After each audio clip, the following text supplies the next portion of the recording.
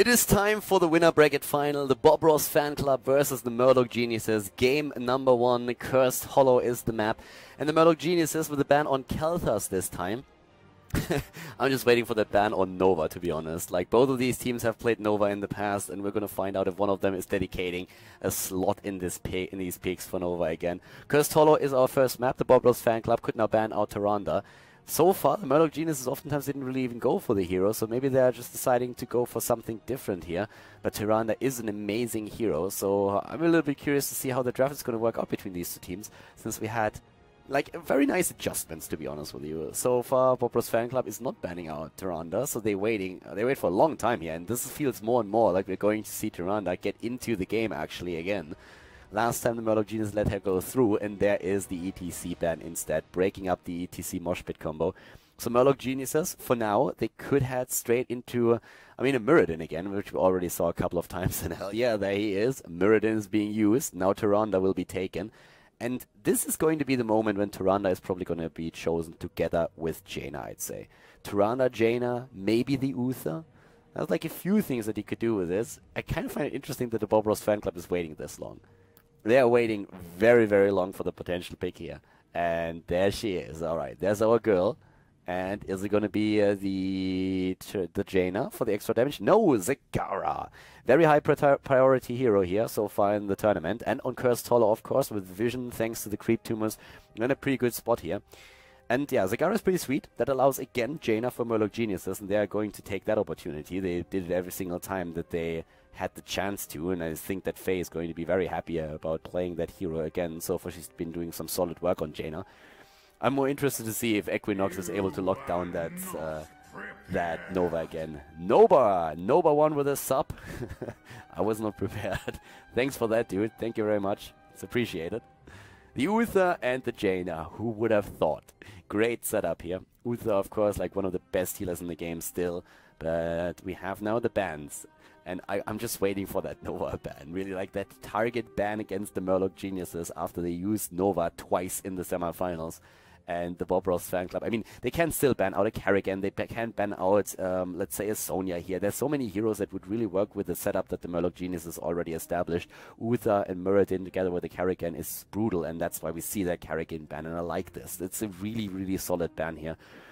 I would have laughed a bit to see a Nova ban. It would have made sense in a way, since, of course, the Murloc Geniuses seem to really play her a lot right now, but that Kerrigan is a monster. There comes the Diablo ban again. We've been talking about this a bit. If you have Muradin, your opponent, banned out ETC, but has Tyrande, then the only hero that really works with that wombo combo potential perfectly is Diablo plus Tyrande, and therefore the Diablo ban makes sense. Normally, if you would look at this, a lot of people will probably think, hey, why would you ban out Diablo? What exactly is the reason? And the reason is pretty simple. It is that combo with Tyrande that is so incredibly strong, especially in the early game, that you want to make sure that they are not running it. And BOB Ross Fanclub, they are very aggressive with the style that they play, so they could have done that for sure. They have to think about what they want to combo now. And, we've been talking and joking a lot about the Nova for the Murloc Geniuses, but let's not forget that the BOB Ross Fanclub did the exact same thing during the qualifiers. Sylvana, Zagara, wow, somebody wants to push these lanes down, don't they? So that is already nasty. A frontline would probably not be too bad at this point. And, well, when we're talking frontline, then personally I'm always a fan of a Johanna. Then again, we could see a Leoric here, we could see, well, Tyrael is also still out on the map. I like that Tyrael as a counterplay against the precision strike on a potential Nova. And they have the last pick, so they can wait with it, and they do. They pick a Tassadar first. That's already vision right there. So if Murloc Geniuses indeed try again to play Nova, then Tassadar's already there for vision. Not that it stopped Murloc Geniuses the last time to pick her. But they can still play something completely different. We're still talking Thrall. We're still talking Sonya here. These are great picks that they can go for right now. And they can completely disregard that Nova play and just say, like, all right, we're going to play her another time again. But they run her a lot. But this is also, like, this is melee assassin heaven right now, what we're seeing there. Muradin at the front line and Uther to help you out. Hell yeah. That Thrall is going to have a lot of fun in this case. Sonya as well. Both of these heroes super strong. Reyna hasn't picked yet either. So that's another great hero that you could pick on this map. We've seen them play Vala in the last game too. She's great with zoning. They played her with an arrow build. On this map, personally, I would probably prefer a multi-shot build over an arrow build. But still, all of these heroes are great, and there is that Thrall commitment, and I'm loving it. Thrall, an awesome hero to be taken in this case now. The Murloc Geniuses, at this point, with a very, very brutal setup, that can be quite nice. And for their last pick, a bit of range damage. Either they go into Ethereal, or they're going to pick another range hero, I'd say. And if they pick another range hero, then Reyna or Vala are about the best choices. There is Vala already taken. It's also pretty cool with the multi-shot build if you go for it, so that you can interrupt the tribute channels. And the BOB Ross Fanclub, they need a frontliner. They have enough sustain so that they could use Ethereal solo. They could use a Leoric solo as well. In this case, I mean, Leoric with a paralyzing rage on level 7 would help you. Tyrael would give you more sustain thanks to the shield, and he has also that sanctification. Both of them are alright. Johanna is more like tanky at the front and can also interrupt, of course, quite a few of these things, or like condemn them in.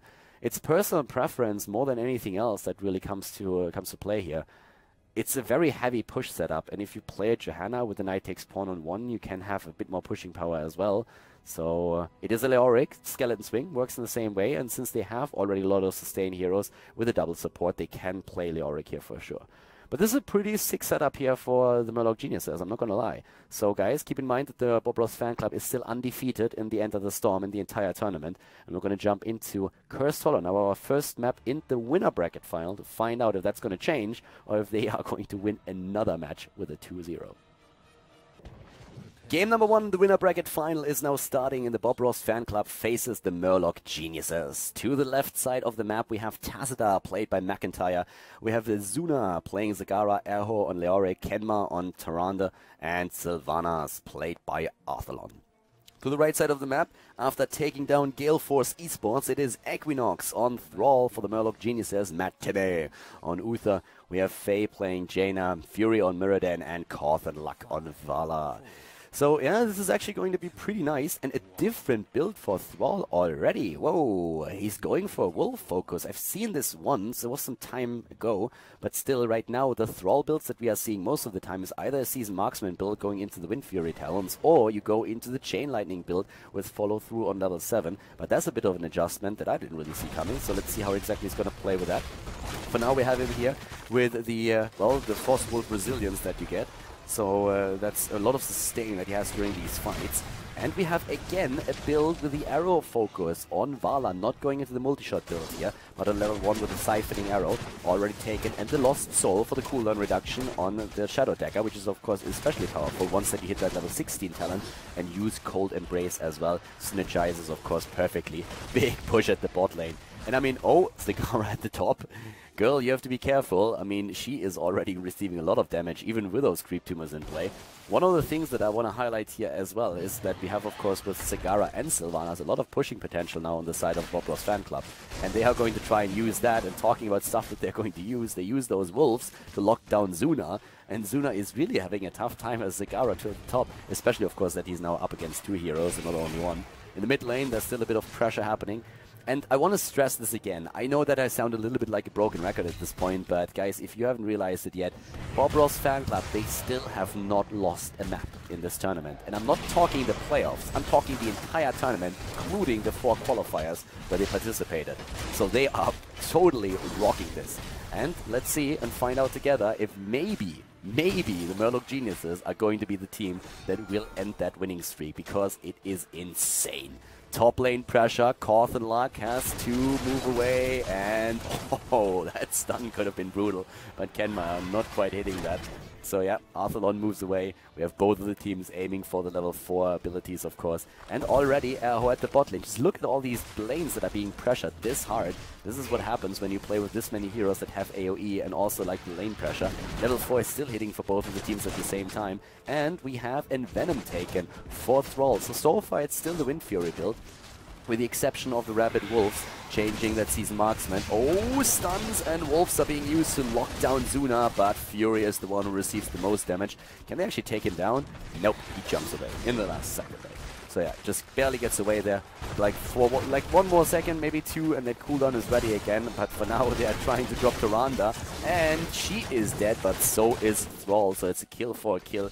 Nice exchange. We already have a rotation to the top as that tribute is spawning, and focused attack after we are seeing Tyrande now with level 1 Ranger's Mark. Hardened Bones for Leoric, going for the standard talent. We've seen adjustments earlier as Leoric was played as the single hero.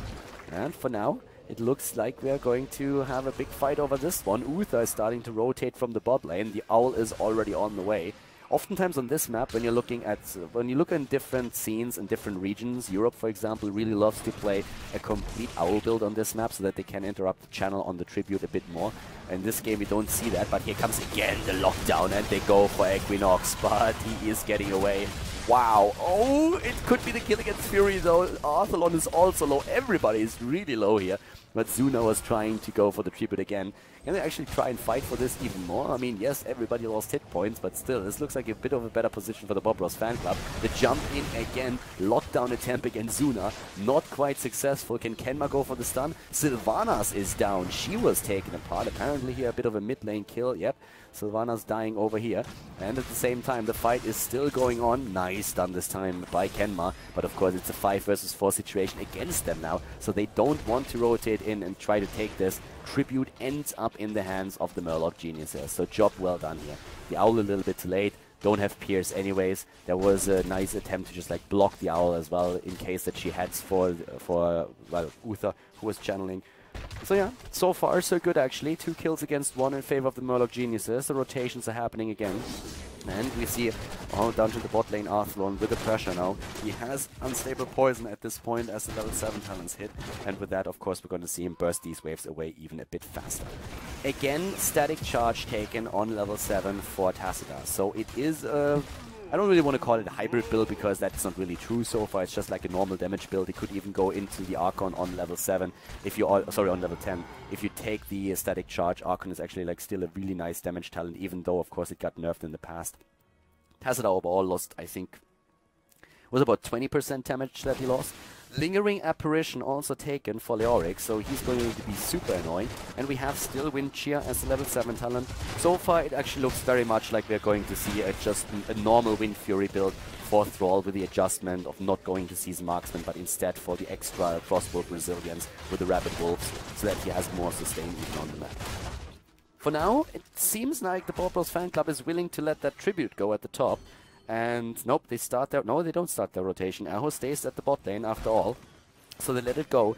They're just trying to delay it for as long as they possibly can. And yeah, McIntyre already with the first interrupt. There's of course going to be an Owl as well, so they just try to buy some time. But Kenma missing the stun here, and Equinox is starting to move in for the potential kill, and they get Tacita.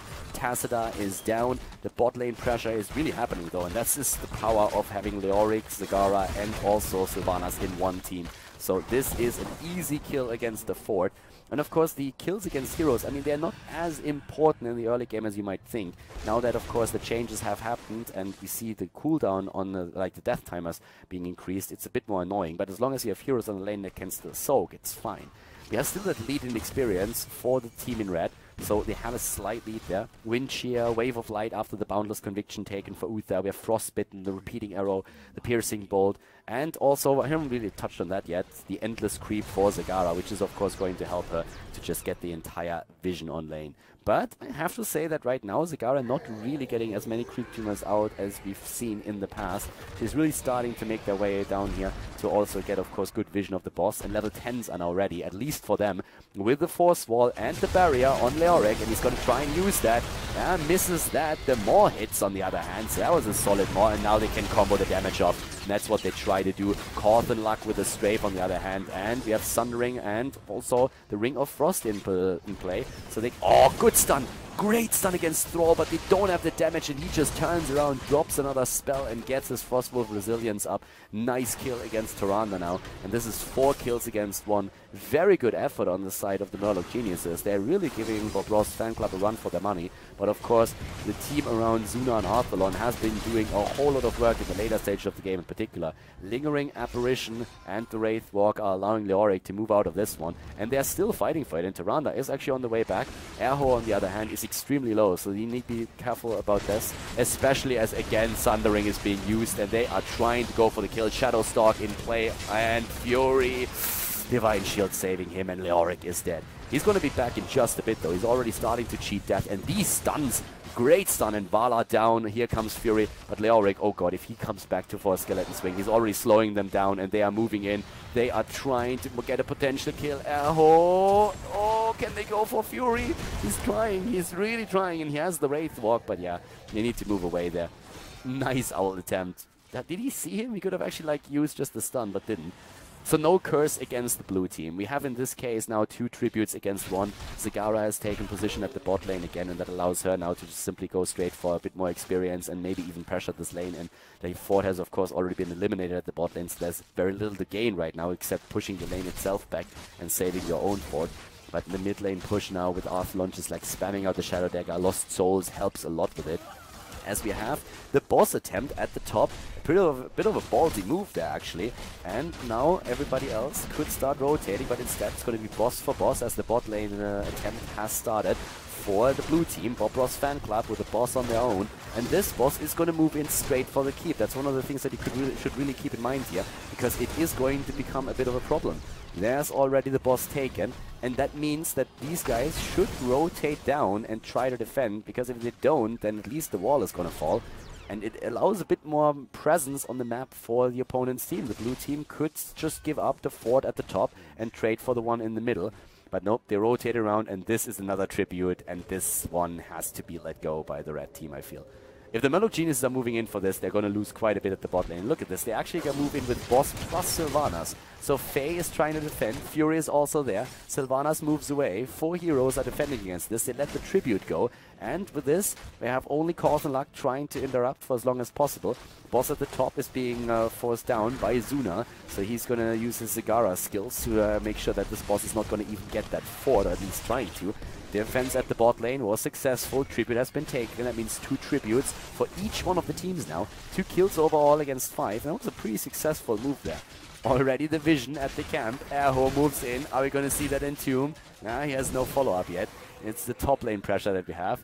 Camp is leeched, he's going to gain hit points in a second, and that's exactly what happens here. He's just zoning them out, full HP on the Bruiser camp again, and thanks to the push at the top lane, Sylvanas is just going to unfold her pushing power again. Zagara is moving over too, and they are trying to snipe that structure, and why not?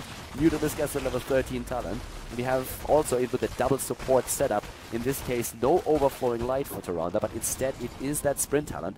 And we have another fort eliminated. So job well done here. Already crushing hope taken. Could have gone potentially also, I suppose, into a spell shield here again and trying to have a bit more sustain on his part. But level 13 talents for both of the teams now. And on 13 we actually have a bit of a hybrid build here again for Thrall. So he's not going into the wind shear talent, but instead it's the spell shield that he relies upon against all of that extra damage that we see there. We also have the improved ice block for Jaina. And we see the Shrink Ray as Vala is going straight for the additional spell shield as well. The teams are moving in for the tribute. Leoric moves away. Nice silence. Really well done. But already the Divine Shield. And in comes again Muradin. Oh, the Sundering and the kill against Leoric. It's a 4 versus 5. And he even misses now his Despair again. So now, well, he's going to cheat death still. It's thanks to the reanimation on level 1, but it's going to be a little bit slower. Kenma is also in trouble, and he's getting dropped. That's a double kill here right away for the Murloc Geniuses. Great play there. And with that, they will now be in a position where they could take that lead. That is a curse potentially. Zuna is also locked down. Stun after that as well. And Zuna is going to fall here. Yep, this is a triple kill. 8 kills against 2. And Equinox. I mean, Thrall falls. And ooh, they might actually get Matime as well. But everybody else rotated over because that curse has not been completed yet. It is Erho who goes straight for the channel. But everybody else is already on the way to collect the tribute here. 14 versus 14. Can they delay long enough to allow the rest of the team to move back in, especially with McIntyre starting to drop in hit points? Looks like they can. Faye is going for the channel, and Arthelon. No, they're getting zoned. They're getting zoned too hard. No! So close! Oh, even the Entomb used and Fury jumps away. But yeah, they are still getting cursed and the bot lane is going to fall because of it. That's where we have another camp moving in. And there is, of course, way too much lane pressure right now. These 2 giants are doing solid work and are pushing this back in. So at this point, we're having already in the mid lane the entire force of the Murloc Geniuses assembling, trying to drop now this additional fort. We've seen situations like this against the BOB Ross Fanclub in the past, and every single time they were able to start a comeback. Now they are still on even experience, but it's going to change once that the mid lane and the top lane fall, and this should happen during the curse here. But they're attempting to go for the fight. Barrier has been used. Erho is starting to move in. They're going for the stun against Thrall, but the Blizzard zoning them out. They still save the fort though. But the top lane, as you can see, is about to fall. Extra experience now for the Murloc Geniuses. Thrall, on the other hand, with the Divine Shield is saved after Entomb isolates him. and now the fort is being attacked once again. Fury at the front line. Everybody is dodging the damage as much as they can. Slight experience lead now for the Murloc Geniuses. There's the Sundering and the kill against Leoric. He is down. And also, Arthelon is going to fall as well. Or is he? Gets a shield and is no way. Wow, uses the silence and nearly takes down Thrall, but Thrall survives, gets stunned again. I can't believe Vala at least dies. At least they get Vala. I mean, everybody was so low, but they get a kill against Vala. So it's 2-for-1. Leoric and Tassadar, they died, and here comes the hit. Hits Faye, but she has enough hit points to mitigate that. But these fights are actually getting a little bit crazy. They definitely do. I can't believe that Arthelon survived this. He got his shield then last second by Tassadar. He actually used... The cool thing about it is that he didn't even believe that he would die. He thought that he's dead. So instead of using the Haunting Wave to escape, he used it to attack because he's saying like, hey, I'm gonna die anyways. I might as well try and get a bit of extra damage in. And then he suddenly realized, well, I have like 10 hit points left and I'm not dead yet. So yeah, moved away, and oh my god, that's beautiful. There is lockdown against Uther, and he is down. Great play. He has 16 talents now on both teams with the Unyielding Despair, Dimensional Warp after Prescience. We have True Shot Aura taken and the Cold Embrace. We've been talking about the synergy between the level 1 talent, between the Lost Soul and the Cold Embrace, and they are now pushing in with this setup. I have to highlight again how strong this setup is when it comes to pushing power. Zagara Sylvanas on the same team is insane. So every time they win a bit of a team fight and have a slight lead, they can really capitalize on it by just destroying structures, and that's exactly what they're trying to do here. Thrall went into the Tempest Fury with the extra damage on the third strike. We have Hardened Focused over Benediction now taken for Uther. The Northern Exposure after the Stoneform. So all these talents are going to play out there once again. And already the rotation down to the bottom of the map, where we have Arthelon against trying to take one of these camps down. I mean, they didn't really lose too much here, because in this case, of course, the fort was already eliminated a bit earlier, but still. So the extra damage talents, just having a bit of a look at who's currently taking the lead there. It is Sylvanas, in case if you were wondering. Up to the top lane, there's also another camp that has to be defended against, this time on the side of the Murloc Geniuses. But it's 10 kills against 5, and overall it's still like a very even game that there is being played here. I mean, we have 3 forts against 3, so only the keeps are surviving. The camp, by the way, was not defeated, so Vala had to rotate away, since there is another tribute on the map, and this is a cursed tribute. If the blue team is able to capture it, that's another one really important. Fight is already happening here, and Leoric moves away with a Lingering Apparition. But they have a nice poke now, especially with, of course, that Brood expansion on Zuna. He can really start to drop those Hydras or the Mutalisks and force them back, and the top lane is still pushing. Oh my god, the damage against Erho. Yep, he is dead again. Leoric as a solo tank will do that if he doesn't go into the March of the Black King. But he has, of course, that cheap death, and Fury nearly dying, just barely kept alive thanks to Matt Tinney and also his own Stone Form. Erho is already, well, he's down for another like 20 seconds roughly. McIntyre being attacked. Nice stun there. They're starting to move in again, and here comes the Shadow Stalk with a bit of extra sustain.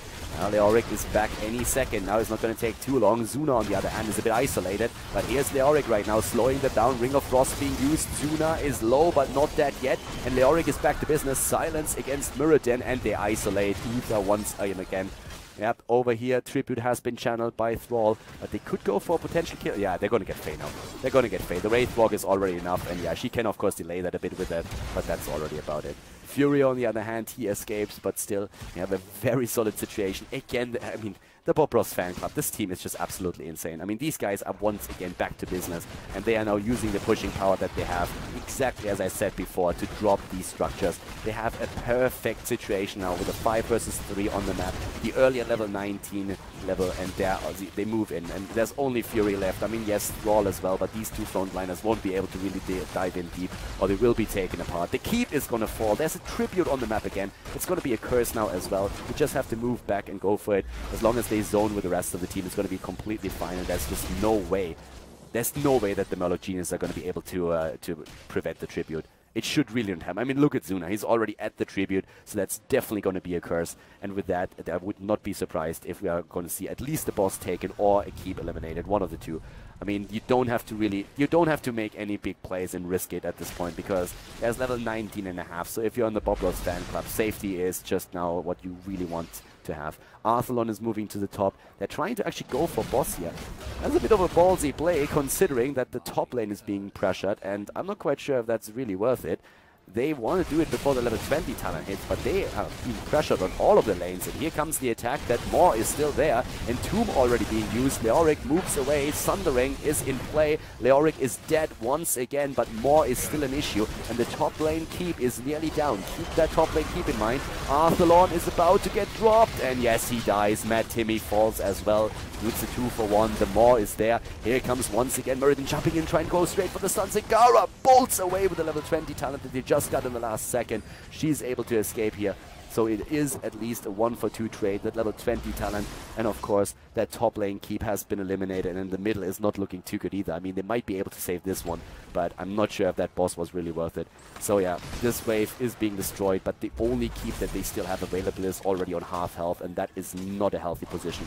Tyrande with an owl up to the top, trying to find out if there's already the second boss being taken. But as long as they have Sylvana's back, they can actually even go into 4 versus 4 fight. Because here we have now the attack against the boss. Even if they lose this one, they are still in the better position. Level 20 versus 20 any second now. Rewind on Tassadar. Bolt of the Storm on 2 heroes. The Hunter's Swiftness has been chosen as well. And Erho is already there. But the rest of them are just moving into the mid lane, trying to eliminate the keep as it seems.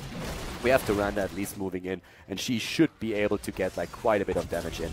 Yep, there they go. The boss has been taken. Level 20 talents there because of it. Mad Timmy is coming back. And still Leoric is dying. Yeah, I'm playing a bit of a Leorki style here, actually. Murden with a rewind. 6 kills already against Leoric. He has a few deficits. Like, there's definitely a few disadvantages playing a Leoric as a solo tank. And you can currently really see what that is. But he's always super fast back in play. And that's, of course, one of the biggest advantages that he can run here.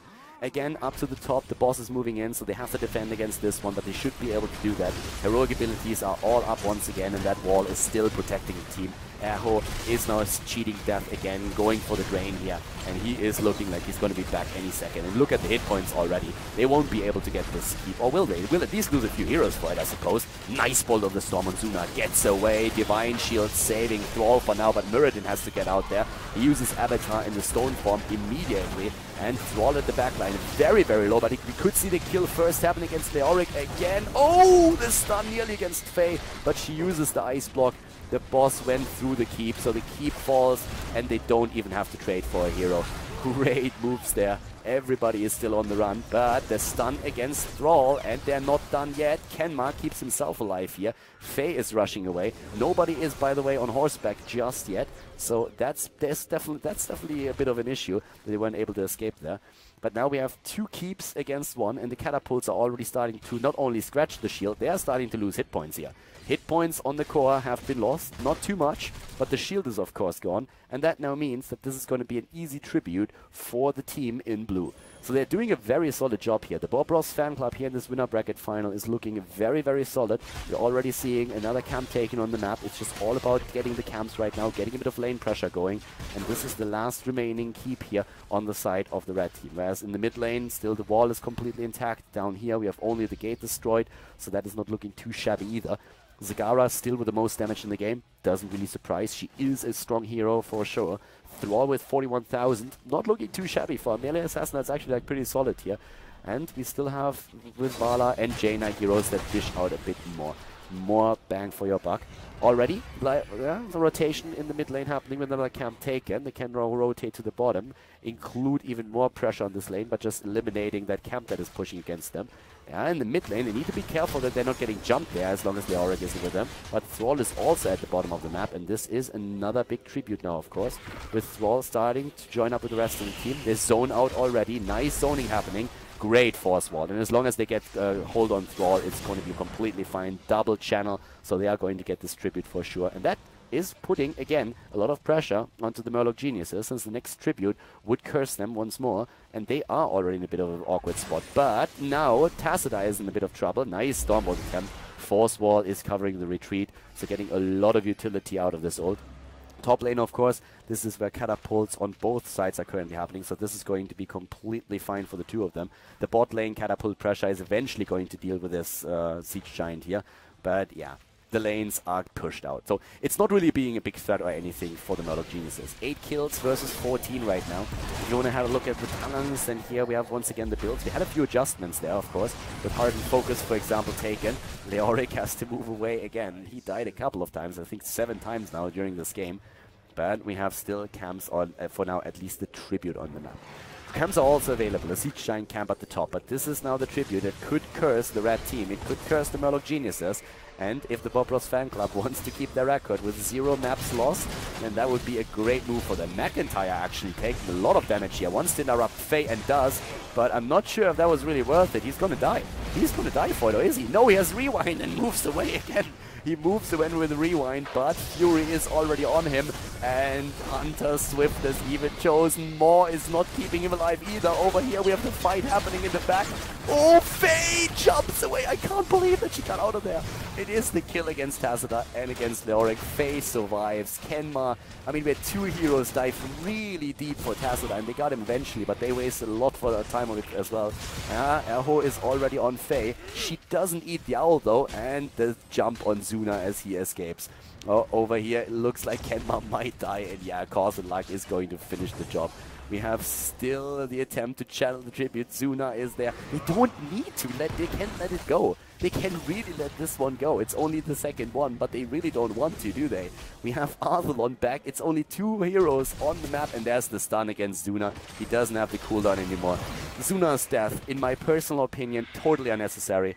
There was no way that with only 2 heroes alive, they could really go for the tribute. And I mean, it's only the second one. Why risk it? Seriously, why risk that? There was just no reason for this to happen. So now he dies. And, well, we are in a situation where it's, again, 2 heroes against 4. And that, of course, means that boss is going to be taken here eventually. I mean, they can poke around a little bit and maybe even delay it, but I don't think that they can prevent it, not even with Tacita back on the map. Well, Tacita is actually going to be a bit annoying once he comes in again. With that rewind and everything that he has up, he can be a nuisance, but they start to move in. Here comes the Storm and the Entomb. They really go for it. Silence, Uther! Oh, Uther is dead, but Fury is going to get that anyways. Cause and Luck, on the other hand, I mean, they might actually be able to get Cause and Luck here. Now he moves away, boss has been taken, and they are once again low. Tyrande is in play, used the Hunter Swiftness. Erho, on the other hand, has Wraith Walk and is now falling. The BOB Ross Fanclub, they might actually lose their first game here. They might lose their first game in the end of the storm in here. Equinox moves in. Oh my god, McIntyre.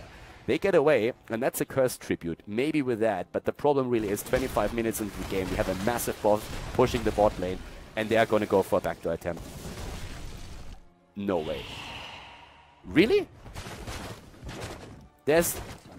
With the keep? Can the keep really hold that? Zagara has died again. They go for the backdoor move. And, well, they force them back. So they actually force them back, but they are not allowed to die now. And they have to move back to defend against the boss. So that was nice. But Kenma is now about to fall. Can he kill Faye, though? Maybe. No, Ice Block is being used. Strafe on Cause and Luck. And they go in to drop Vala. Vala is going to fall. Vala is going to fall, and Faye, of course, as well. But the problem is that the core is going to be attacked by the boss. And I still don't think that they can make this work. No. No, not with the boss. They shouldn't be able to make this work. I mean, they go for it, but right now it looks like this is going to be the first game. Yes, the BOB Ross Fanclub loses this one. Nice attempt, but it's still GG. BOB Ross Fanclub, they lose the first game in the end of the Storm North America to the Murloc Geniuses. GG, and well played.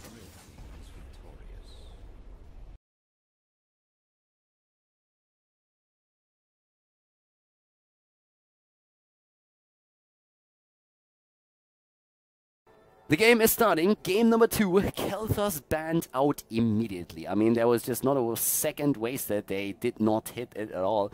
Khaldor's right away banned out. The BOB Ross Fanclub suffered their first loss, their first map loss at the hands of the Murloc Geniuses in the end of the Storm North America. In the last game, Battlefield of Eternity is their map choice, and we are straight heading into the next match where an Uther is banned out, allowing that Tyrande to be picked by the BOB Ross Fanclub now. And they do it. Kenma most likely again on Tyrande, so they have Tyrande already picked. Precious plays, thanks for the sub, thanks a lot. Vielen Dank dafür und viel Spaß beim Stream. Murloc Geniuses with a double pick, and that was normally a sense, like, Murloc Genius could go into that Muradin again. They used him already a lot. Muradin and Jaina are definitely options of what they could use now, because it's something that has been a constant trend throughout the semifinals and also the final here. Faye on Jaina, if she doesn't get Khaldor's, is something that I expect to see again, and there she is. But no Muradin this time. This time they go for Zagara. Alright, so a bit of an adjustment, especially since the BOB Ross Fanclub played already with a very solid move there earlier, trying to lock down Zagara for themselves quite early and having a massive amount of pushing power thanks to Zagara and Sylvanas. That Sylvanas is something that we could see again, but now the BOB Ross Fanclub has the choice to go for Muradin, and Muradin Tyrande is dirty. That's very, very dirty, and I personally believe that at least that Muradin is going to be picked right now. And next to that, I suppose they have a few options of how they could actually branch out with the next pick here. I mean, we could talk about the Sylvanas here. We have a lot of heroes that would make perfect sense on Battlefield of Eternity. But first of all, that Muradin is kind of a given. You are always trying to either combo ETC, Muradin, or Diablo with Tyrande, and having that Muradin as the solo frontliner is a very powerful pick. And there is Muradin already taken. And this could lead us now into maybe a hero for poke that would be more along the lines of like Vala and Reyna, or you could just simply head into... You could even completely branch out and take a second healer, but I don't really feel like they're going to do that at all. If so, then it's probably going to be a Tassadar that will add the second support here for the team. We haven't seen any Sonias, by the way. This is one of the things that I find a bit interesting. I personally believe that the Sylvanas would be a very great choice here, first of all against Zagara to just have like a little bit of counter push, but more so that with the Immortal you can get even more damage out of this one, and it would continue a trend that they've been seeing throughout the entire time now. Then you have a couple of frontliners that are very like, yeah, tempting, like a Tyrael, for example, to negate that damage over here. It is that Tassadar, though. So that Tassadar, one of the options that we've been discussing, Tyrande Tassadar, is being picked here. Gives you a nice vision over the middle of the map. I expected them to go for Sylvanas a bit earlier. I could even see a Sylvanas ban right now with this happening. Murloc Geniuses, they have to ban something out at this point. And with this comp that the BOB Ross Fanclub is running, you either ban out damage or damage plus push, which would be the Sylvanas ban. You could run also a melee assassin with Tyrande and Tassadar. You can do that. I mean, we could see them try and use something like this. With Tyrande and Muradin, you can go into a follow-up stun, maybe even use a Kerrigan here, but of course it also means that you need another really good damage dealer in the back. Kerrigan is banned out for that very reason, so yeah.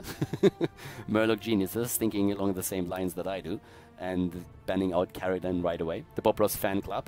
I mean, their setup here is a bit different. I would be afraid of ETC a bit, to be honest. They ban Rhaegar, though. They ban Rhaegar and allow Charism. But ETC with a Zagara and a Jaina can be quite annoying. We haven't really seen too much ETC chosen by Murloc Geniuses, but if there ever was a time to go for him, this might be it. So, it also, I mean, when it comes to the supports, we have...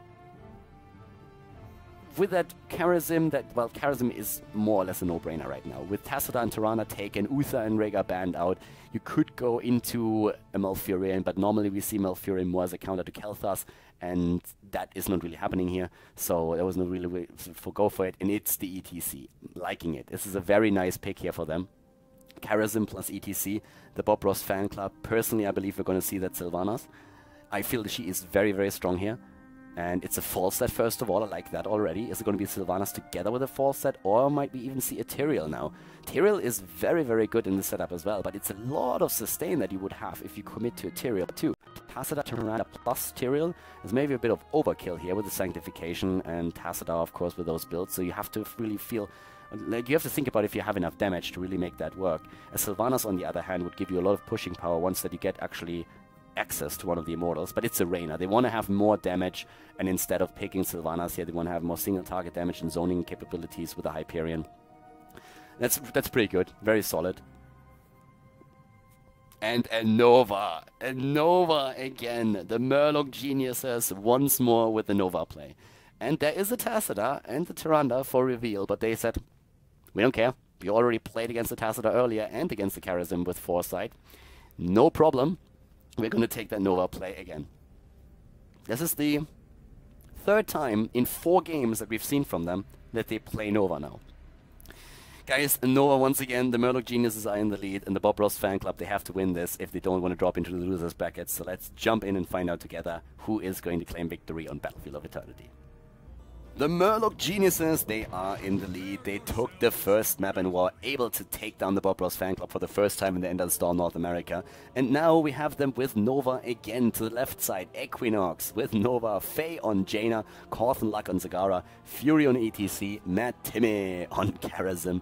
And to the right side of the map, it is McIntyre on Tassadar for the BOB Ross Fanclub, Zuna on Falstad, Eho on Muradin, and Arthlon on Arena with Kenma on Tyrande. Wait, he has locked camera? Is he actually playing with a locked camera? There's no way. Okay, so a bit of teasing going on. I was just like thinking for a second, well, that can't possibly be real. So yeah, so we have of course on level 1 again, the ambush snipe taken, and the BOB Ross Fanclub is moving in, sniping ETC. That was a fast early kill here. And the BOB Ross Fanclub trying to paint us a picture here and making the Battlefield of Eternity their canvas. The level 1 talent on Falstad is the updraft, the extra range on the barrel roll, getting away from that Nova as fast as you can. Level 1 seasoned marksman for Arena, and we have of course now the lingering chill take, and you can really see that adjustment. Faye, for example, going into this talent, whereas Zuna on the other side, if he gets access to Jaina, still uses the deep chill. It's kind of cool to see that there are so many different ways how you can build the hero right now, and that players, depending on their personal preference, are just adjusting the builds accordingly, so that's pretty sweet. We have still up there at the top lane Corthan Luck doing his thing on Zagara. We have still, of course, also Nova just to roam around a little bit. They already suffered a kill at the hands of the BOB Ross Fanclub, but it was really early in the game. There was no experience lost on lanes either, so it's not really like as it's a big deal. The top lane, Crasher with Equinox, but of course, as long as he doesn't get any stacks and doesn't even have gathering power, there's nothing like too fancy happening here just yet. But we have Matt Timmy with his doubloon, one of the best mounts in the game, and in my opinion, certainly the best mount for especially good old Karazim. Yeah, the Bloon and the Money Pick, the best mounts. The Vulture is actually coming pretty close, but still, Money Pick and all that dirty esports money thanks to the Bloon, that is still taking the prize here. Once again, the jump in Kenma. Oh, they get the kill. And yes, that's the first 2 points on Equinox. Nice kill there, and that's 2 extra damage points already for Nova. It's a start. It's a start. You're trying to get there. I'm personally highly in favor of Blizzard introducing a 100,000 gold mount that is absolutely epic, something super exclusive. I would love that. It would finally give me a reason to spend my 100k that I accumulated. Fury is already rushing away since he's extremely low, and the rest of the team is always trying to get some damage in against the Immortal, but right now it's looking really solid here with the damage that's being dished out against the bot lane Immortal. Erho, on the other hand, is protecting it, and we had everybody else trying to put some pressure in against Zuna. Zuna on Falstad, Equinox still with a single target damage, but this time it feels like seeing the BOB Ross Fanclub being a bit faster with this. Zagara, of course, on this map is really great because she gives you a lot of vision in general on the opponent's movements, especially after the potential level 7 talent with the potential creep thingy, endless creep. For a second I was like thinking about lingering creep, and I was just like, wait, that's not a thing. I was, by the way, wrong. Nova doesn't have the extra 2% damage because she didn't have seasoned marksman yet, so my apologies. We were not on level 4 yet. But now if she gets a couple of kills or if she's involved in takedowns, then of course the entire process is starting.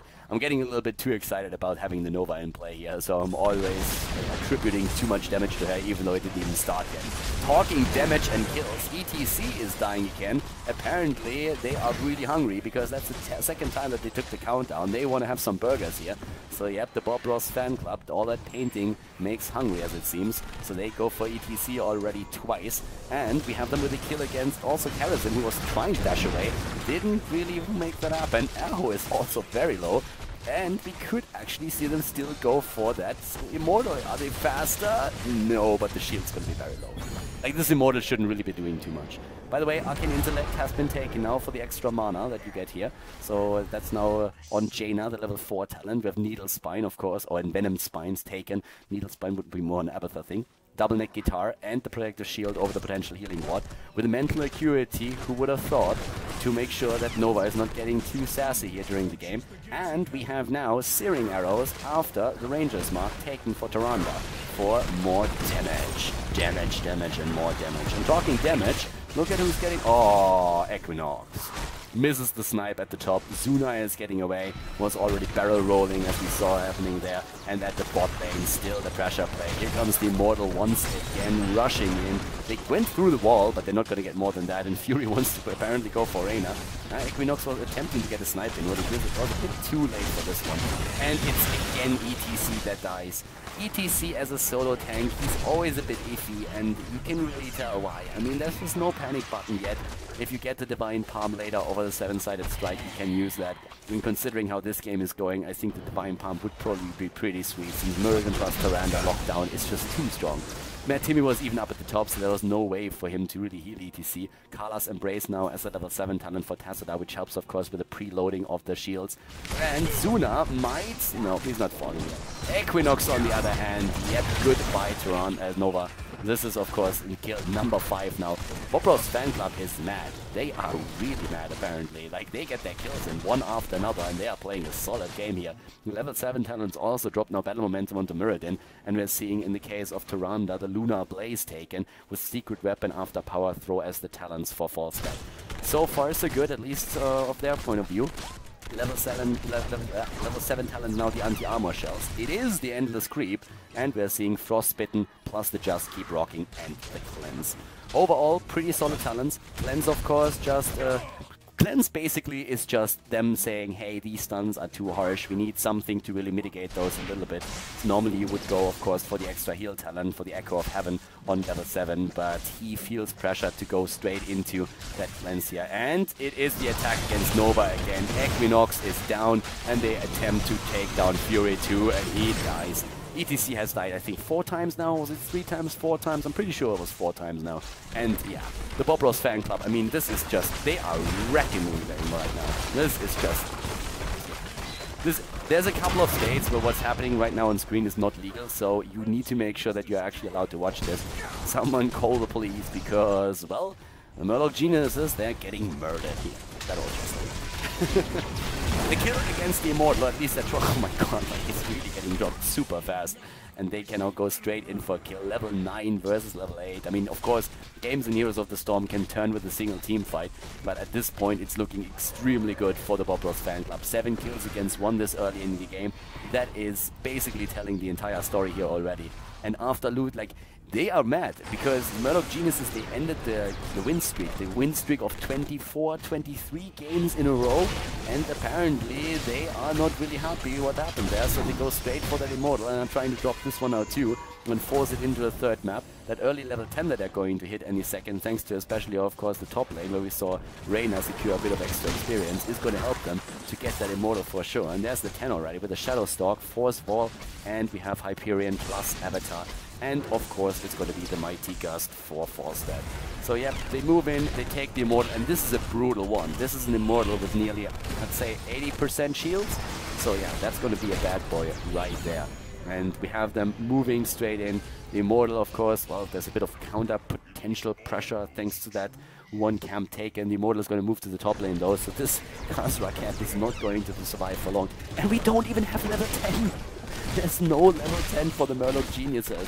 So this is just going to be a massive push at the top lane with an Immortal on nearly full shield. All of the towers have been eliminated. The fort is going to fall. That's a no-brainer. The only questions that we have is more going to fall as well. Oh! False Set is falling, and that gives Equinox finally +2 damage, but the problem is that ETC is died again. Like, this is crazy. He died 5 times already. ETC is just completely getting slaughtered here the entire time. They will hit level 10 now soon, but it's a 2-level lead that we already have for the opponent's team. And with a level 10 at this point, we finally see the Precision Strike, Mosh Pit, not even the Divine Palm, no panic button, no, instead it is the 7-sided strike. And no talent take it for Zagara, but we already know what she's gonna take. It's gonna be the Maw, of course. And False Set will fly in. And with a Hyperion, this is going to be deep. We're gonna see it fall. 8 minutes and 50 seconds into the game, and the keep is about to fall. They're going to push in for this one for sure. There's no reason not to. And yeah, they're going to take that down easily. So the BOB Ross Fanclub with great pressure play, and they take it. Jumps away. And this is, of course, going to be a massive lead. I mean, we're talking a 2-level lead already, and it's going to be an early level 13 for them now as well. So they are in an absolutely amazing position. Like, this is stunning.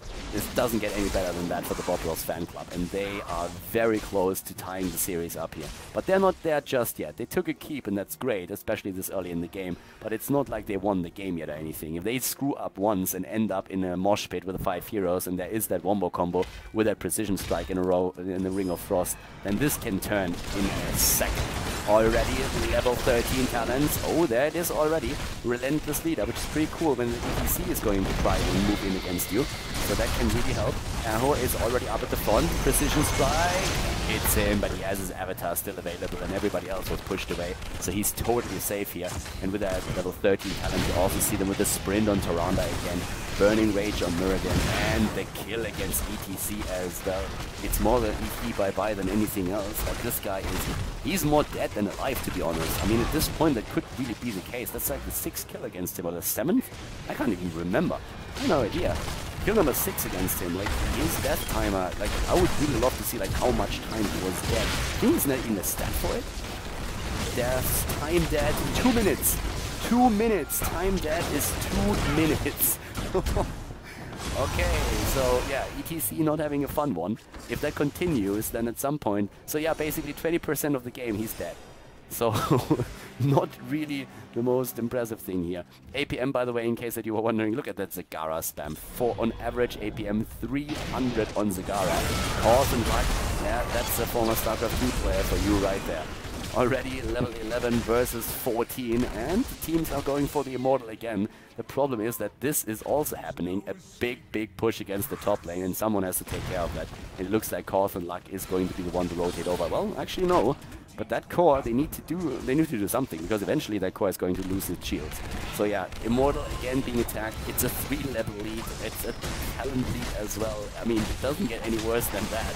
And of course, that Immortal is just like bursted down to half HP. They're trying to welcome that wave and take that down, get extra experience. But this could be well 100% Immortal. And they're starting to move in again. They're just like waiting for the dance to happen. The Immortal moves up to the top, and this could, if they burst this down fast enough, and they have 100% shield Immortal, then I mean, what exactly are they planning on doing to prevent the second heat from falling as well? I don't think there's anything that they can do if that happens. Oh, precision strike, and Khaldor gets out of there. 7-sided strike being used, but they get away pretty easily. They can just like well up if they need to, but already Arthur and the rest of them are probably thinking about moving back in, because that Immortal is so low. There's absolutely nothing that you should be afraid of here. McIntyre, he moves back, but everybody else is starting to really take position here and try to deliver a bit of damage. And they take the camp as well to force them back once more. Keep in mind the bot lane is also pushing. We have at the top lane still the catapults rotating in. And over here, the move is now happening for the Immortal again. Khaldor is back to business, and yeah, they're going in, and the cow is stunned again, but this time not locked down. It's going to be 100% shield Immortal. 97. 97. But still. And ETC? Is he gonna die again? Yes, he is. Oh, that poor guy. That poor guy. Like, we're gonna check that timer out later on, because I'm really interested right now. If I'm Fury, then I'm really pissed at this point, because he's just dying the entire time. He's always the only one at the front line. There's nobody else. And every time that he just shows himself for a second, he's getting wrecked. He's completely blown to pieces. It's 10 kills against 2, and they could go for core now. I mean, they should go for core. ETC is, by the way, back. Just to give you an idea again. Where is it? 150 seconds. Time that 150 seconds on him at this point. So yeah, he's not having a fun game here. They really owe him a beer or two, because that's not a fun game for him to play at all. Now, while Nova is also not having a fun time here, gets a precision strike off that nearly kills Arthalon, but only, well, not quite. And the core is now being attacked, and there's the Hyperion, so yeah. Okay, so the BOB Ross Fanclub, they are mad. They are mad, bro. You mad, bro? Hell yeah, they are. And they take the game. They get the level 16 talents at the end as well. But this is the tie in the series, the 1-1, and we are going to see map number 3 between the BOB Ross Fanclub and the Murloc Geniuses.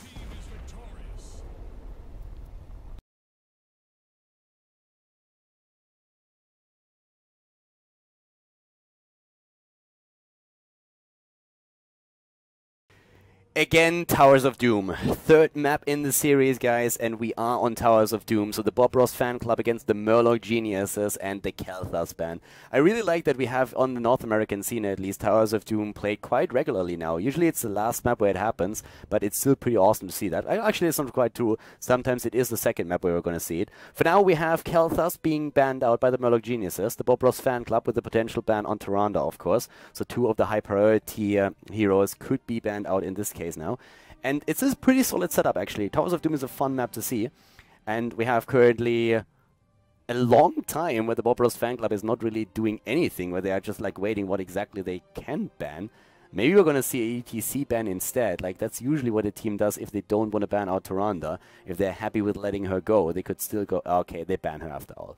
I would have been a bit surprised if they let her go now because, well, it is still a very dangerous hero, especially, of course, if you're able to get that sniper comp in, and that's one of the attempts there. The Murloc Geniuses with the first pick on Jaina, they're immediately saying, like, okay, if Faye wants to have Jaina, let's give her the hero, and she's pretty solid with that. So, yeah, Jaina taken, the BOB Ross Fanclub. My guess would be a Muradin together with maybe the Uther. ETC Uther, Muradin Uther would be a very good start. You can go into a couple of variations. Zagara is very popular, and on this map, the vision that she grants is also quite incredible. So we could see a Muradin plus Zagara instead. So Uther or Zagara could be the options here that they go for. I would say that those are probably like the best options, but we have seen a few adjustments during the draft in the entire time. It is a Reyna, immediately a Reyna lockdown, very early in the draft actually. Normally we see him a bit later, and the vision on the map would have been quite great thanks to Zagara, but of course with Reyna now in play, those team fights, he should be able to dish out a lot of damage. The Murloc Geniuses, then again, they already have that Jaina here for a bit of like single target damage, and they welcome the opportunity to take that Zagara that the BOB Ross Fanclub just let go. And with that, they pick Uther. So they have a very solid setup. BOB Ross Fanclub should probably think about a ban on ETC, because Zagara and, well, more Mosh Pit, both of those together with the Ring of Frost and also Jaina herself. If you throw an Uther into that mix as well, that is just getting a little bit too dirty. So, yep, Uther is most likely going to result. No, it's a Kerrigan ban. Whoa. Maybe they go for ETC themselves. Okay, so this is going to become an interesting draft because the Murloc Geniuses have quite a few options of what they could pick here, depending on how the BOB Ross Fanclub plays this now. They have, first of all, had their own ban, of course. And there's not really too much combo potential yet for the BOB Ross Fanclub. I mean, there's a couple of things. I would even think about ban. Like, Europe would probably ban out Ethereal at this point, because you are already, like, you can already realize how Murloc Geniuses is going into that, like, I don't want to call it a wombo combo just yet, but it's really that potential that is there. And Ethereal can really just like shit all over that by just using that shield on his heroic ability with the Sanctification. But instead, it's a Tassa that is being banned out. Not a bad hero by any means, anything. But yeah, so the BOB Ross Fanclub at this point, are they going to go for Ethereal? Personally, I would really like this, but they can play him last. They can really take the Ethereal as the last resort here. For now, what they need is a healer. And when we're talking healer, then Charism is again an option. There is that Rhaegar that is available to you. Murloc Geniuses, a raw Thrall, and is it going to be the Rhaegar or the Charism? We've seen Thrall together with Rhaegar earlier. That Ancestral Healing is pretty sweet, but a Charism can go into the Divine Palm if you want to, and has that panic button. Keep in mind that the Murloc Geniuses could run this again with a Nova. They've done it before, and more into Precision Strike plus Ring of Frost. That hurts like hell, especially if you have an ETC too. An ETC with an Uther is actually a lot better as the solo frontliner than running the setup that they had in the last game, because you have that panic button thanks to the Divine Shield where you can keep ETC alive. First of all, the BOB Ross Fanclub has to make a commitment though. This is the last map, the third map in the best of 3 series, so it's at this point one of those moments where you have to be 100% certain that you get the right picks. And I guess the support pick is going to be really important now. Rhaegar or Charism, that is what they have to think about now. One of the two. I mean, it has to be one of the two. And the BOB Ross Fanclub, they wait. They really run down their time pool. They could pick the healer last, but you want to be a little bit flexible usually with your last pick so they can react to your opponent's picks. So I would be surprised to not see the healer being taken now. And they really run that down. Go for a Vala. They let the healer pass for the last pick. Apparently they were a bit afraid that Vala might be picked away here. So alright, we have even more damage for them now. The Murloc Geniuses, is it going to be the ETC? Are they going to run him? ETC, maybe with that Nova. They could theoretically do that. In before Cho'Gall, Kappa. So the Murloc Geniuses here. ETC would be great. They can play a double tank. They don't have to play a solo tank. They can play a double tank if they want to. They could play also ETC or any tank with a melee assassin, and they play Johanna. Johanna can, of course, like suck all of them in. Is it going to be a melee assassin play? Kerrigan is banned out. Thrall is taken. There's not really too many melee assassins left that would really make a lot of sense here. It is the Nova. I'm liking it. Nova is played again. No ETC for the Mosh Pit combo, but we have Equinox on Nova, and that's now the potential more into Precision Strike, into Ring of Frost, and Johanna, of course, with that Condemn as well, trying to just like suck everybody in it. And the BOB Ross Fanclub, they have the potential to go into, well, I guess Karazim with the Foresight on level 4 would really help them to get a bit of vision onto the map. They kind of need that.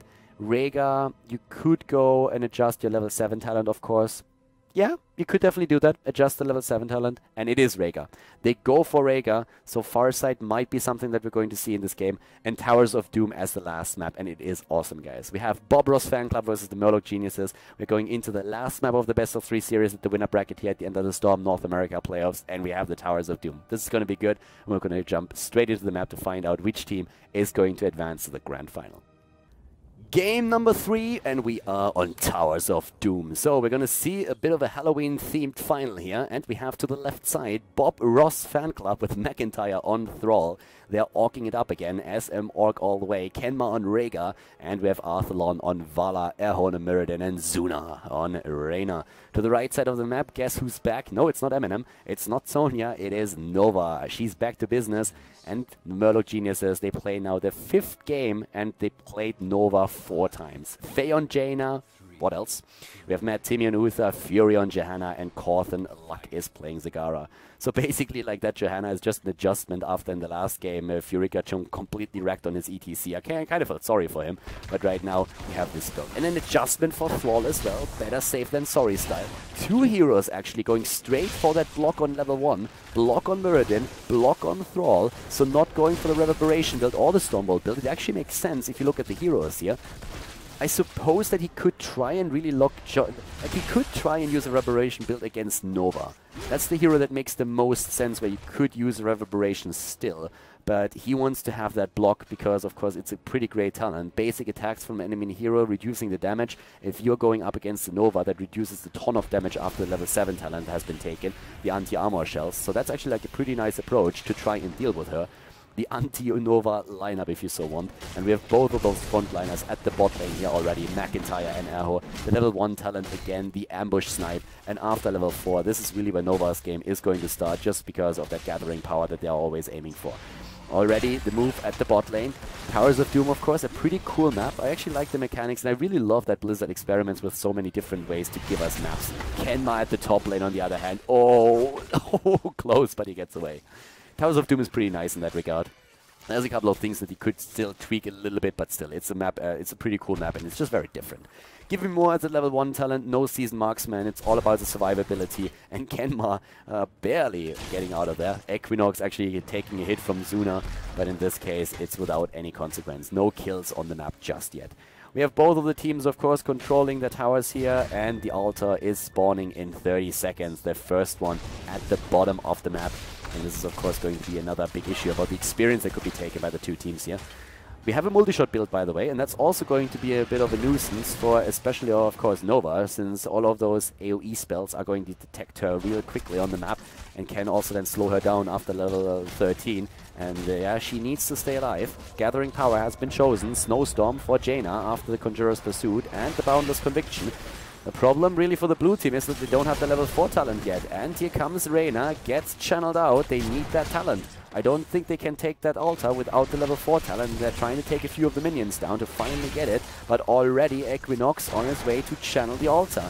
Not happening yet. Here comes the Arsenal now. And we have the level 4 talents, also the focused attack for Reyna. Here's the Feral Heart, and we have another talent with the Frost Wolf Resilience. The Mana type Mirrodin is down. The mana restored on Thrall. That's a really interesting talent to take. I did not really think that Thrall would go for that. But we have the Murloc Geniuses with the first few shots captured. So that is damage against the core. Right away, bam. That's 4 damage points right there, thanks to the 4 towers that are controlled by the team. it's a bit of an interesting build that we are seeing for Thrall here. I'm a little bit surprised. I'm wondering if he maybe misclicked. I mean, we had a lot of different builds these days, but most of them either focus on the damage with follow through after you head into the Chain Lightning, or you are still going about your auto attacks with the Wind Fury. Seeing this in the mana sustain is a bit odd. Fury, on the other hand, is locked down and, oh my god, barely healed. Actually able to keep him alive. Fury gets away. Like, how exactly did he do that? Mad Timmy is already, like, Mad Timmy definitely with the heals there. I mean, that Boundless Conviction definitely able to just barely reach, in this case, Johanna. So well played here. Level 7 talents. I'm going to have to wait for another level, but that was already a very good approach. We had 1 kill earlier, and with that 1 kill, you could see what's going to happen over here. McIntyre, Erho, they're still in the middle of the map. And yeah, that level 4 talent, I mean, right now we are in a situation where we already have a bit of extra damage for Nova. So currently up to the top, Nova is just waiting. Erho sees the entire rotation. Sees the entire rotation, moves away. Arthalon is already in position. Yes, there's McIntyre. Nice dodge. Equinox is making sure that he is not getting found and is not getting dropped out of stealth. Level 7 talents for them now with the anti-armor shells. That's really where the level 1 talents with the block on the 2 heroes is going to come into play because of the anti-armor shells. This is going to be pretty cool. We have Frostbitten now taken for Jaina, and already 2 of the altars spawning on the map. Now that we're also seeing here Cleanse taken, and as predicted during the draft, the Farsight on level 7 for Rhaegar for the Vision. They could have gone for Karazim and gone for Foresight on level 4, but Farsight is the talent that they want to use now. Cawthon Luck at the top is about to be eliminated, and he's getting away for now. No, there's the kill. Great play. There's the kill, but can they get a counter kill? Oh, Kenma taking that snipe. Bot lane about to be zoned. Nope, but here McIntyre is going to get this one. We have at the bot lane Zuna still in position, but that's of course now the shots against the core here. So it's an equal start into the game. McIntyre is going for Faye and misses the wolf, tries to go for the body block, and they get the kill. Job well done. They get the kill. 2 kills against 1, and they aim again for the altar, as we're seeing the rest of the team starting to rotate over there. Searing arrow, searing attacks, of course, taken by now on the side of Vala. And we have still everybody trying to go for that last altar there. Zuna is zoned out by the shield player. Job well done. And we have again an attempt to go straight for that kill. Erho is already in position. And yes, Zuna zoning, Erho was zoning, and Erho was zoning and Zuna was able to get it. Equinox still survives. And the altar has been captured, so it's now 36 to 32 points on the core, and the teams are starting to rotate once again. Currently in the middle of the map as we speak, we have Faye already in position here, and trying to get, of course, some experience, but staying on the mound, just making sure that there's no rotation happening against her, with that lockdown that we're seeing thanks to, of course, mostly, well, Muradin plus then Thrall with the Wolf. It's a little bit tricky to really make that work. We have already up at the top lane, again, experience, and it's actually like only Rhaegar that heads over there. Nobody on the side of the red team, nobody for the Murloc Geniuses is doing that just yet.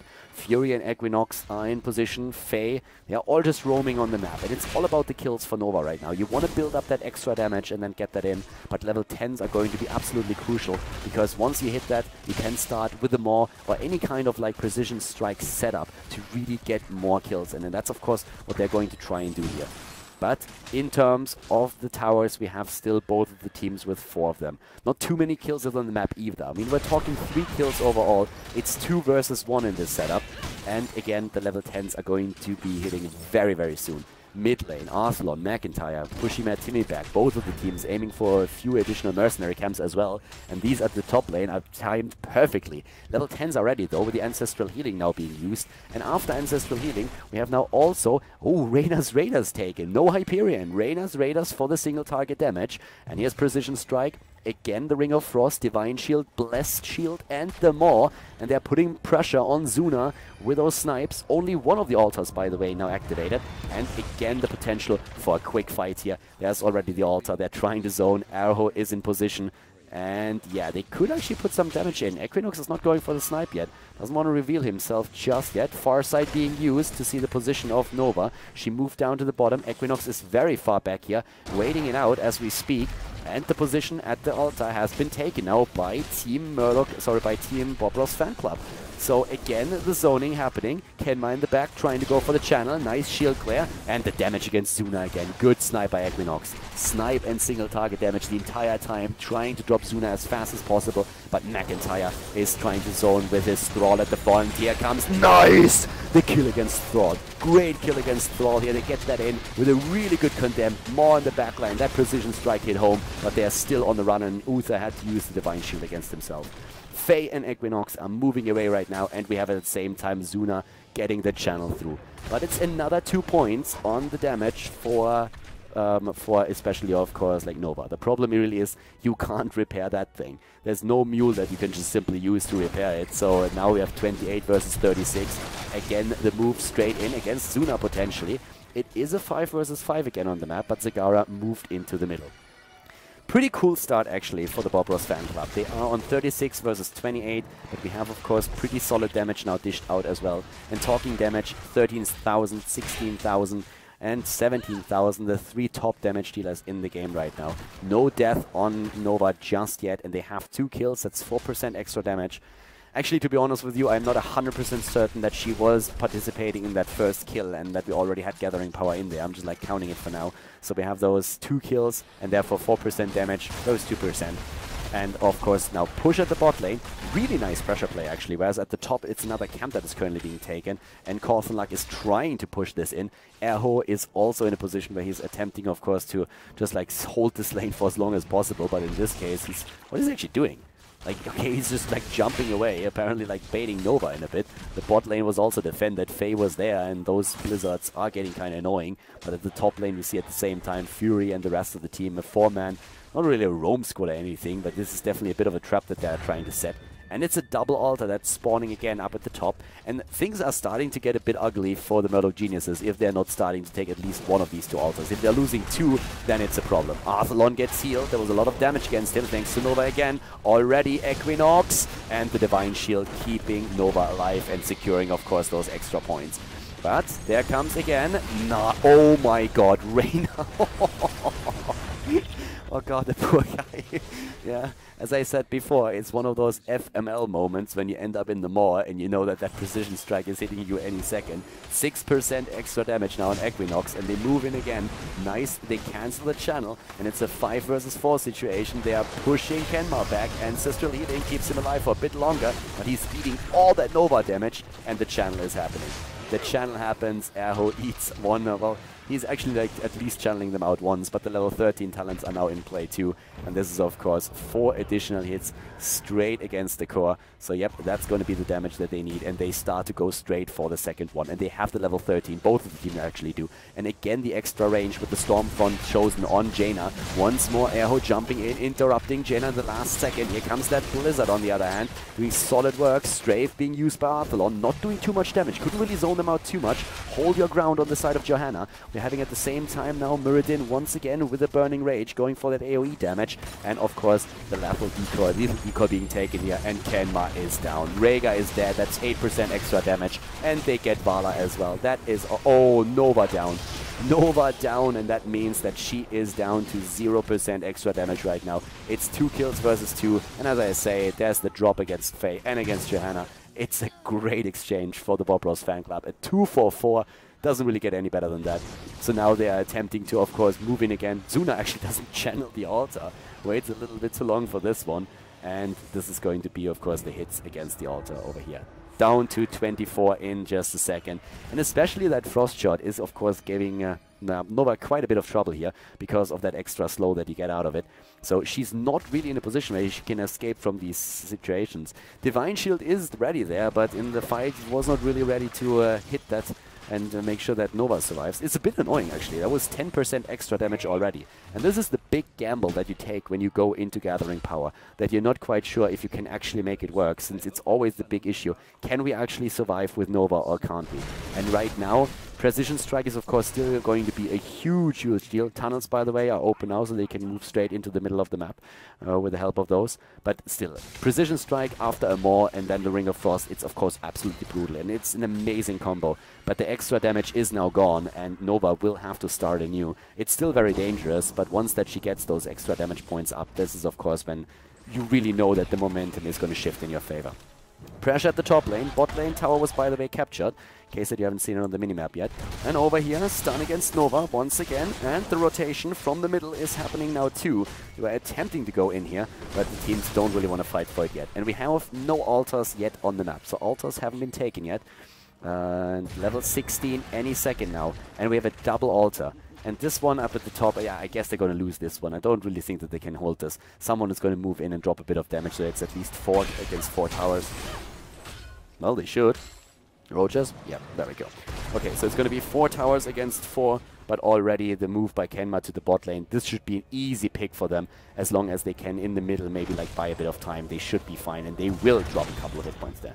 16 talents now, Wind Shear build, Frostwolf Resilience, the only adjustment, no Envenom taken here. It's more about the mana sustain for Thrall, but he still went into Grace of Air and Tempest Fury on 13 and 16, and the shots are being fired in the mid lane. So shots are going down as we see over here. Nearly a kill against Arrow. Strafe used. Timmy Faye. Oh god, Fury.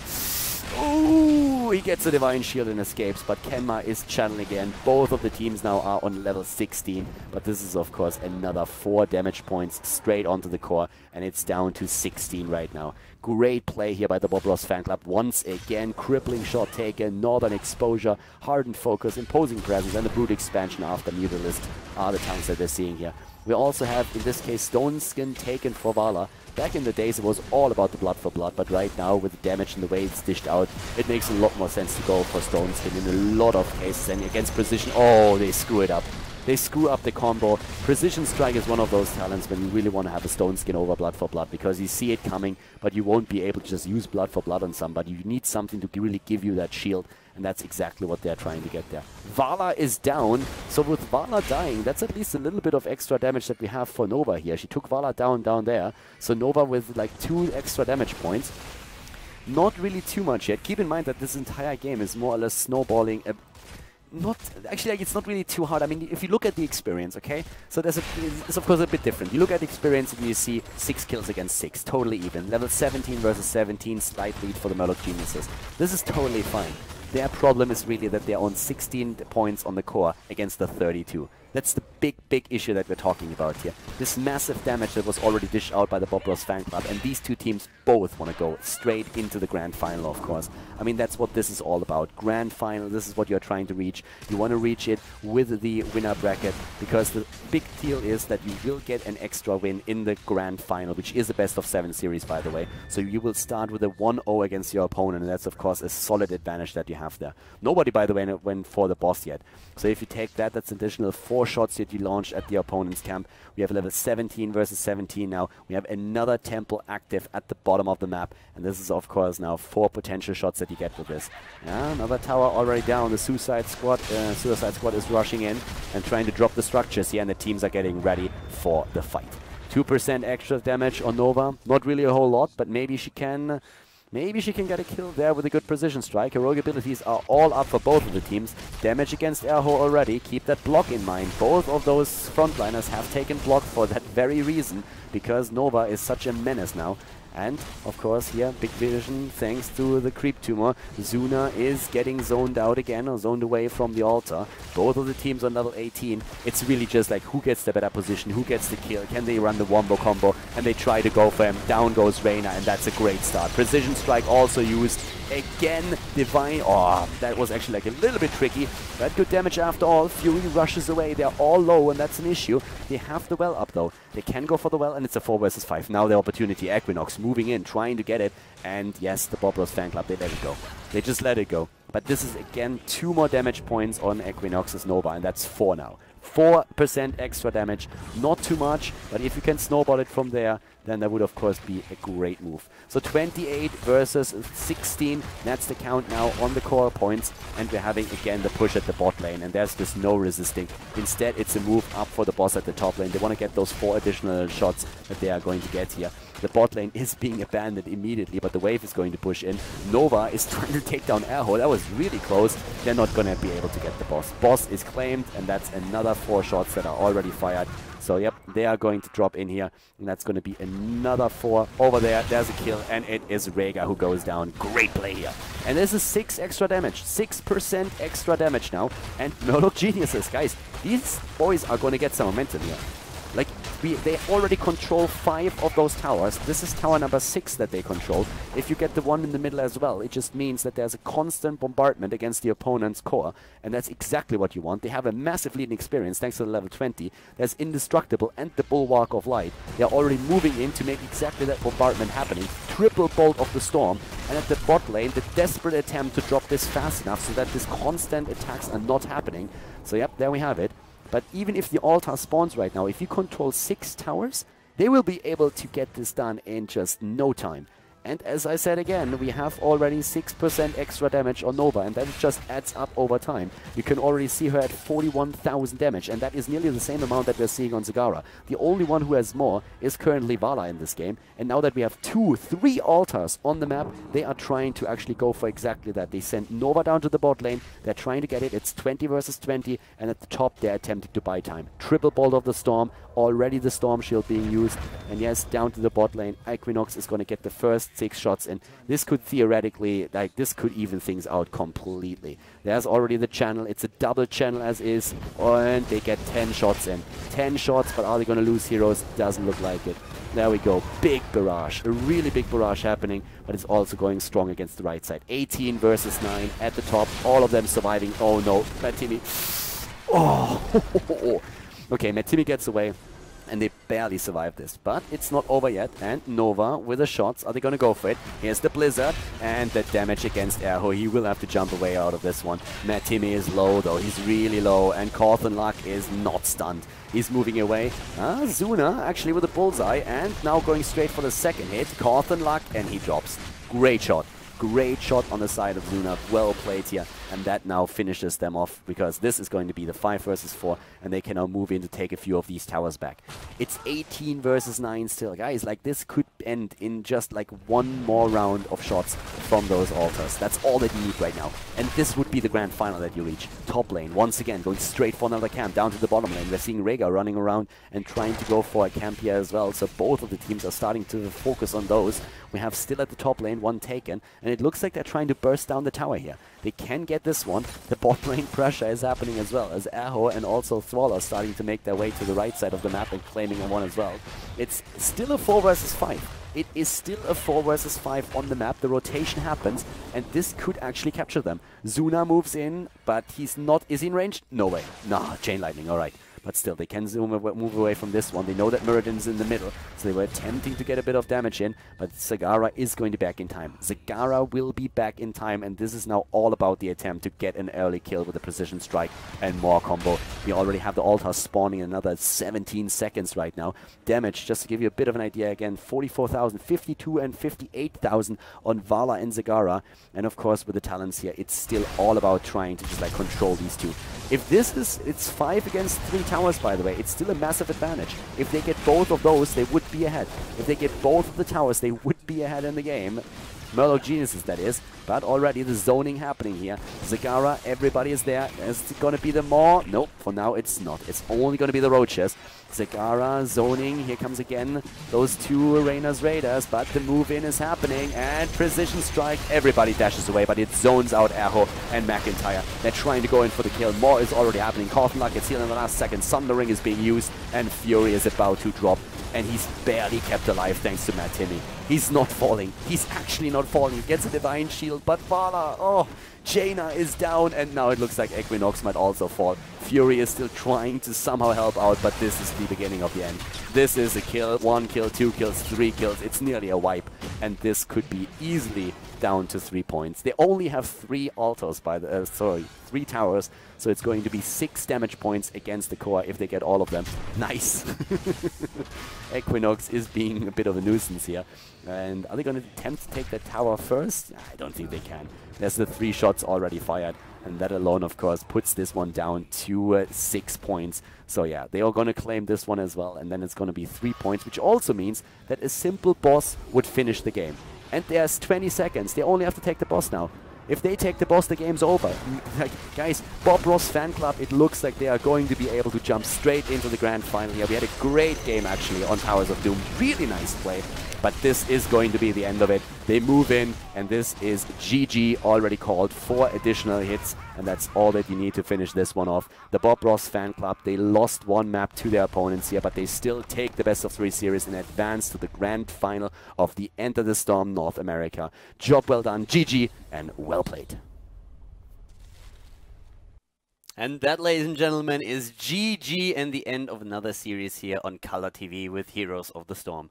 So once again, we have another video finished, and I hope that you enjoyed the commentary and that you liked the game, of course, as well. It was a pleasure casting the match for you.